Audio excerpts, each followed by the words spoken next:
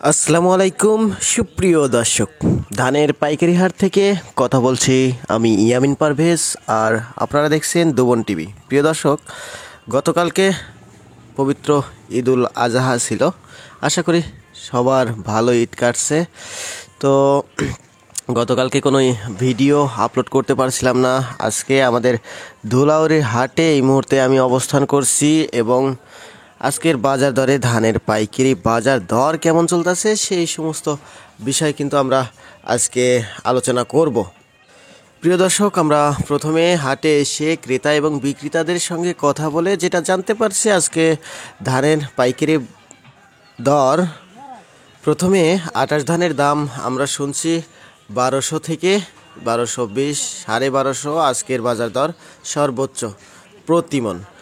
আর ২৯ ধানের দাম শুনছি ১১৫০ থেকে শুরু করে ১১৮০, ৯০, দু একটা ১২০০ বেচা কেনা হয়েছে ২৯ ধান প্রতিমন। তারপরে আমরা শুনছি হাইব্রিড প্রজাতির ওই যে হীরা একটা ধান আছে, ওইটা ধানের দাম শুনছি আজকের বাজারে ৯০০ থেকে শুরু করে ৯৫০, ১০০০, ১০৫০, ২০, ৩০ এরকম প্রতিমন আজকের বাজার দর।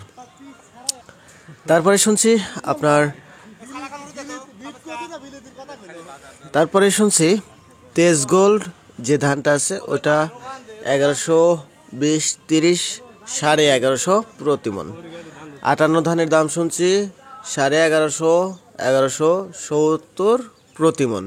তারপরে জিরা কাটারি এই সমস্ত ধানের দাম জানছি আজকের বাজার দরে ১৩৫০, ১৪০০। মিনিকেট, বাসমতি এই সমস্ত ধানের দাম কিন্তু সর্বোচ্চ ১৪৫০ প্রতিমন।